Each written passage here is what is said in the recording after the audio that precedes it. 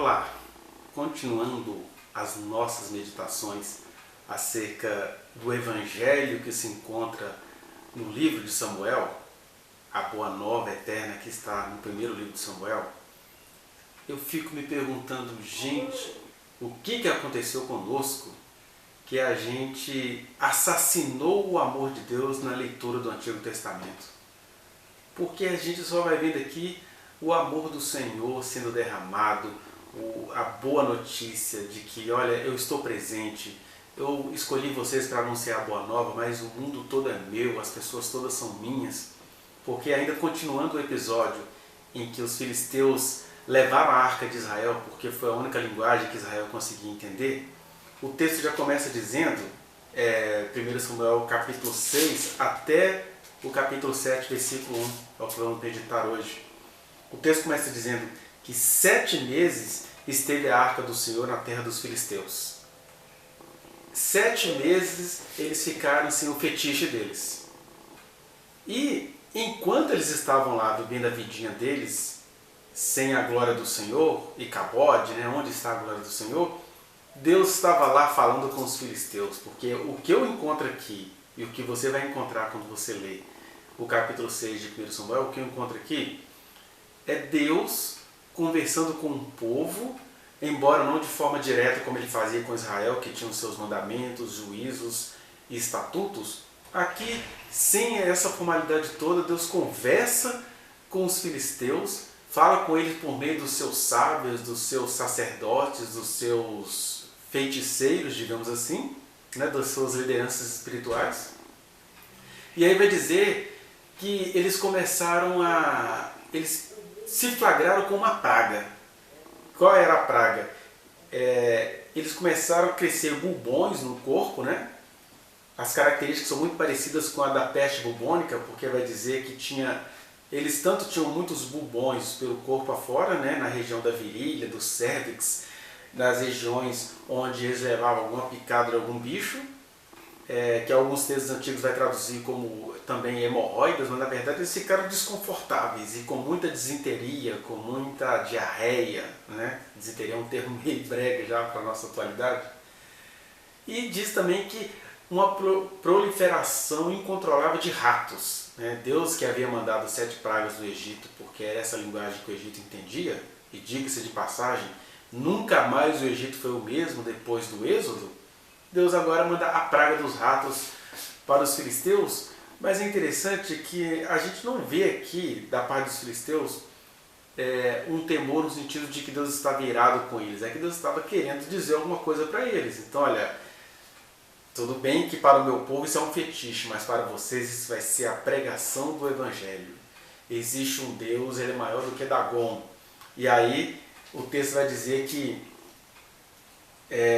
eles ficaram apavorados com aquelas feridas, diarreias e bubões, e aí eles vão procurar as autoridades, os sacerdotes e adivinhadores, e o versículo 3 vai dizer a orientação que as lideranças filisteias dão. Quando enviares a arca do Deus de Israel, não a envieis vazia, porém enviá-la-eis a seu Deus como uma oferta pela culpa. Então sereis curados e sabereis que a sua mão sabereis por que a sua mão não se tira de vós. Porque eles falam assim, por que isso nos aconteceu? E a pergunta é, por que um Deus maior do que Dagon está conseguindo nos ferir? E aí ele fala, olha, vá com calma, vá na humildade, respeito à divindade alheia. Olha que lições a gente já começa a aprender aqui, Os povos considerados pagãos tinha princípios que são essenciais a toda a humanidade. Qual é o princípio que a gente aprende com as lideranças filisteias? Humildade diante da crença alheia. Simplicidade diante daquilo que você não entende. Vamos parar com esse triunfalismo. Não, o nosso Dagon é melhor. Ele chega a dizer lá na frente, não, vocês não vão cair nessa besteira, porque vai dizer lá no versículo 6. Por que, pois, endureceríeis o coração como os egípcios e Faraó endureceram o coração?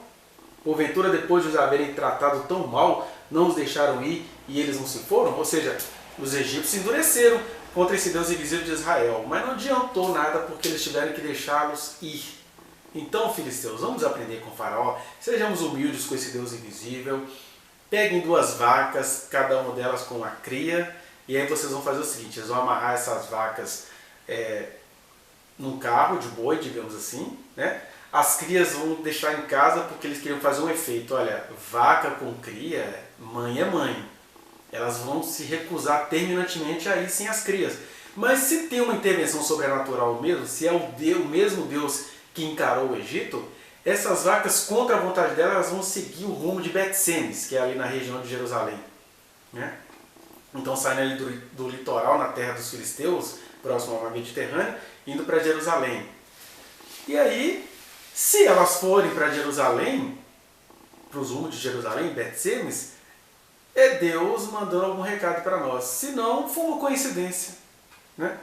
Então eles fizeram maquetes de ouro, né, dos tumores deles, 5 maquetes para os príncipes dos filisteus, né, que se eu não me engano é o príncipe de Asquelon, o príncipe de Asdod, o príncipe de Ecrom, o príncipe de Gate e o príncipe de... tem uma outra cidadezinha que eu sempre esqueço, de Gaza, esqueci do príncipe de Gaza. Então são as 5 cidades principais dos filisteus. Cada um fez uma maquetezinha dos tumores de ouro maciço e também várias outras reproduções, né, réplicas dos ratos que estavam ali. Ou seja, tudo indica que era uma peste bubônica, que eles entenderam que era uma ira de Deus, porque o que já era comum ficou superlativizado naquele tanto de rato e aquele tanto de pessoas. E aí eles colocam isso num cofre, né, e lá vão as vacas berrando, porque, né, tinha que deixar os filhotes para trás, mas apesar delas lamentarem a perda de seus filhotes, algo as conduziu na direção de Bet-Semes. Eu acho interessante isso, olha como é que o evangelho estava sendo pregado. Pessoas que buscavam outras divindades, outras religiões, tiveram humildade em relação à religião de Israel. Segundo, eles discerniram como é que eles deveriam tratar o Deus de Israel. O que Jesus disse mesmo? Olha, quem tratar um profeta no caráter de profeta receberá galardão de profeta. Jesus também disse, quem der um copo d'água que seja a um desses pequeninos que creem em mim, receberá o galardão de quem crê em mim. Aí as autoridades religiosas dos filisteus entenderam que Israel era profeta do Senhor, no sentido de que esse povo obedece a um Deus invisível, vamos tratá-lo como tal. E aí a gente envia a vaca, ele é um Deus invisível, não mandou esses ratos aqui para nós? Se foi ele mesmo, a gente põe as vacas no caminho, elas vão pegar o rumo do território sagrado. Você acha o quê? Que eles não vão receber o galardão de profeta? Eu sei que isso é horrível para um cristão que quer que o mundo inteiro se lasque, já que a fé dele é muito frustrada. Mas foi isso que Jesus falou. E outra coisa que eu sempre vou te lembrar, filisteus, cananeus em geral, esses povos que tiveram de ser exterminados, os filisteus vão perder a guerra aí para frente, mas não é o assunto de hoje. Esses povos todos não cometeram aquele pecado que Jesus diz que não é perdoado nem nesta vida nem na vindoura. Eles não blasfemaram contra o Espírito Santo. Pelo contrário, agiram em humildade àquele Espírito Santo que eles não entendiam, que era o Deus invisível de Israel.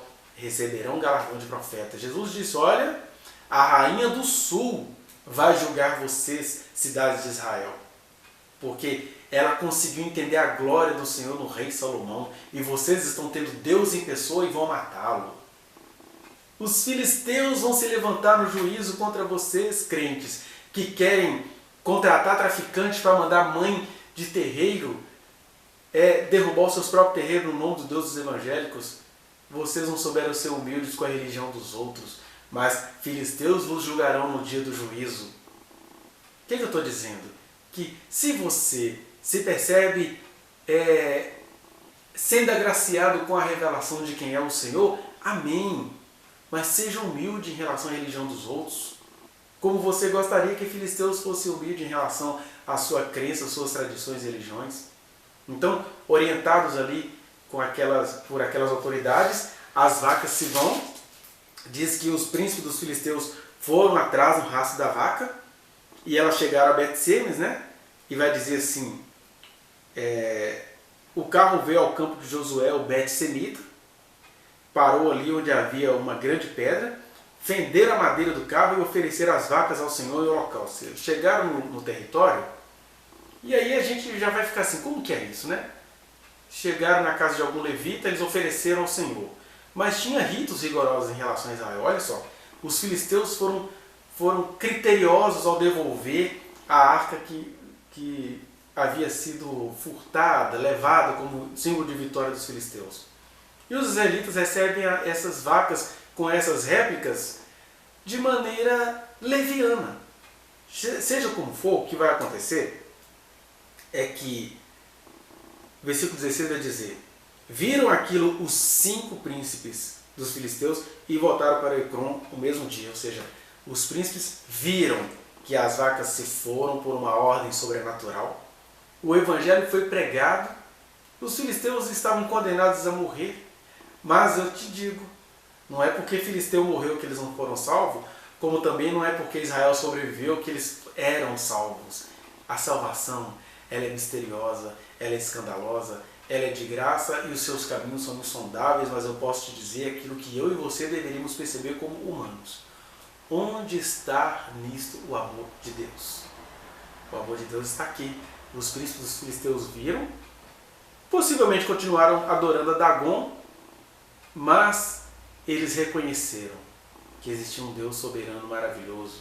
Alguém fala assim: não, mas tem como isso para o céu? Não, porque no céu não entra pecado, sem santificação ninguém verá o Senhor. Santificação é Deus quem nos santifica.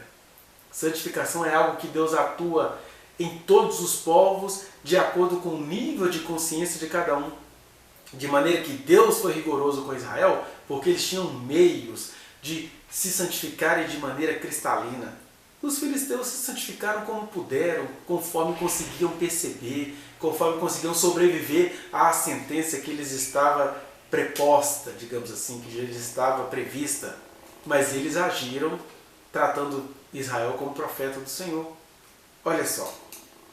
Aí, em meio a isso tudo, tem uma parte polêmica no versículo 19, vai dizer assim, ó: feriu o Senhor os homens de Bet-Semes, porque olharam para dentro da arca do Senhor. Sim, feriu deles 70 homens. Então o povo chorou, porquanto o Senhor fizera tão grande morticínio entre eles. Aqui nós temos uma questão espiritual e nós temos uma questão letrística. Neste momento no Brasil, nós estamos às voltas com as lideranças evangélicas, ridicularizando o pastor Ed Renekiewicz, porque ele disse que, levando-se em consideração o fato que somos cheios do Espírito Santo, o Espírito do Verbo eterno, que adoramos a palavra eterna, é fato que as Escrituras elas precisam ser atualizadas. Aí as pessoas que editam uma Bíblia chamada edição revista e atualizada, eles ficaram escandalizados com essa palavra de que a Bíblia precisa ser atualizada. Mas a própria tradução das Escrituras é uma atualização, né? E o Espírito Santo que promoveu a escrita das Escrituras também disse que iria nos dotar com mestres, com sábios, que o saber iria se multiplicar, que o livro ia ser examinado. Não, mas não pode mexer na letra. Esse texto que fala da letra da profecia está se referindo especificamente ao livro do Apocalipse, que não deveria ser adulterado. Mas até a tradução do Apocalipse precisa ser atualizada. Porque as línguas mudam, as palavras mudam, os costumes mudam. E não é que Deus está se adequando aos nossos costumes, mas como Deus é Espírito, desde sempre, Deus condescende com as nossas cegueiras e Deus nos estimula nas nossas ampliações de horizonte, porque o que está em jogo não é se eu ouvir muito ou se eu ouvir pouco, se eu mexer muito ou se eu mexer pouco, é se eu me movo em Deus, que é amor. E isso já é atualização, né? Respondendo à questão do pastor Ed Renekiewicz, com o qual eu concordo plenamente. Agora, aqui nós temos um problema, tá vendo? Escriturístico. O que nós temos aqui? Nós temos, primeiro, nós temos aqui a tradução do João Ferreira de Almeida. Mas quando você vai estudar questões do texto, quando você vai na versão dos 70, a tradução grega do texto hebraico, você vai descobrir que as coisas mudam um pouquinho. Não é que Deus matou os 70 homens.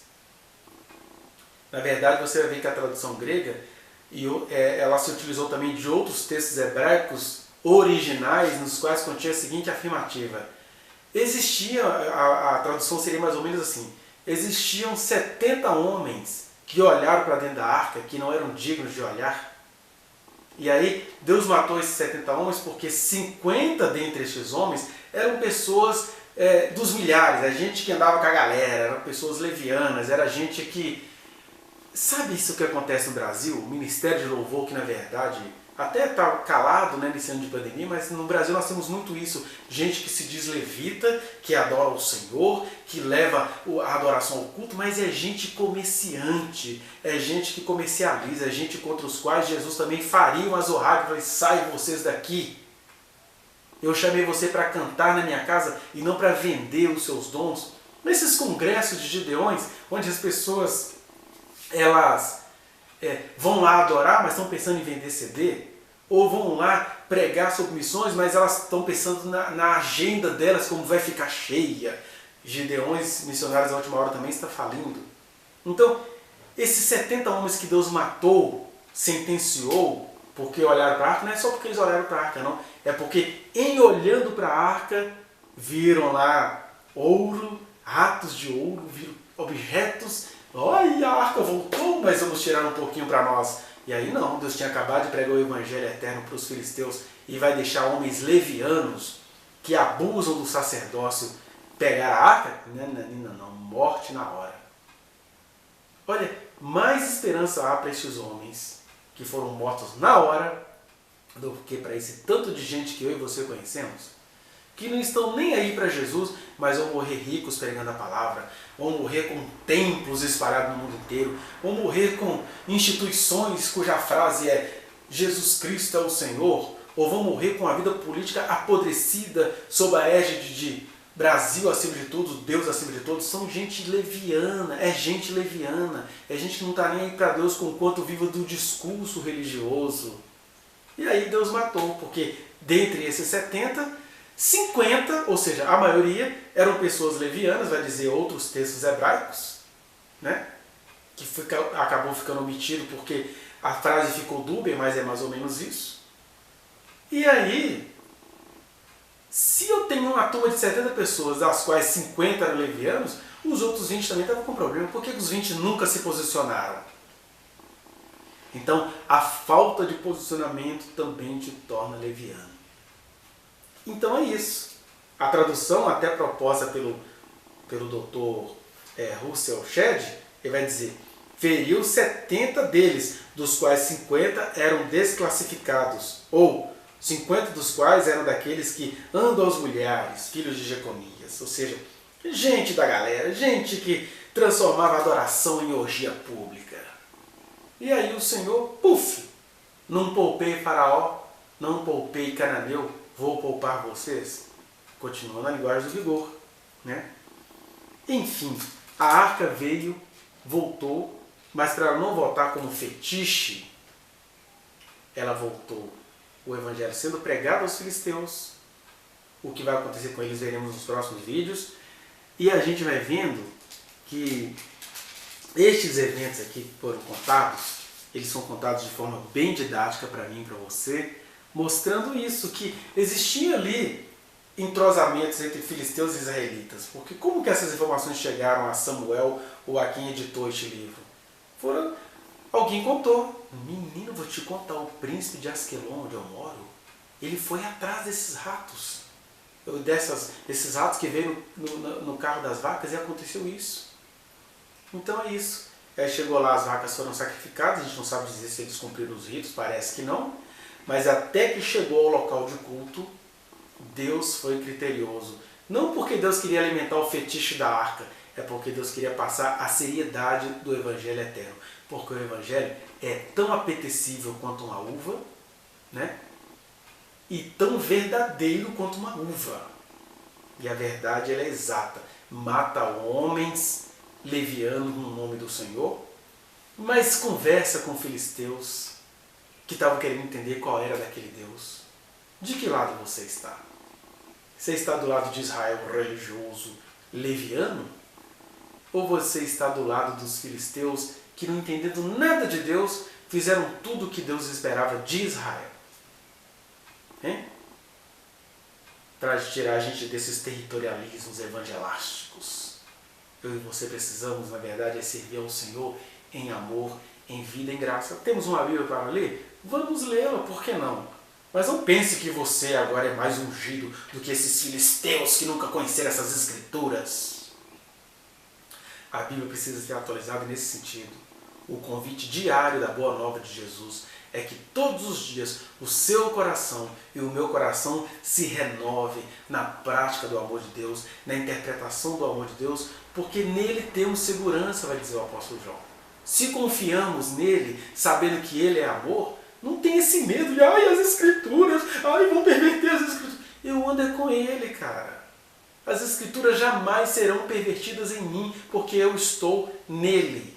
E nisto eu não sou leviano. Foi o que ele disse para Abraão. Abraão, anda na minha presença que você vai ser perfeito. Agora, se vocês ficam preocupados com textos, vão virando testículos, machos escrotos, imbecilizados e usando Deus como desculpa para manter os seus fetiches. Essa é a verdade. E esse é o amor do Senhor, que a gente aprendeu com os filisteus e a gente lamenta a falta de discernimento dos israelitas, mas o Evangelho é eterno e ele prospera. Se você gostou dessa mensagem, compartilhe, dê o seu like, espalhe, inscreva-se neste canal e aperte o sininho, porque amanhã também tem mais palavra do Senhor para você. Amém?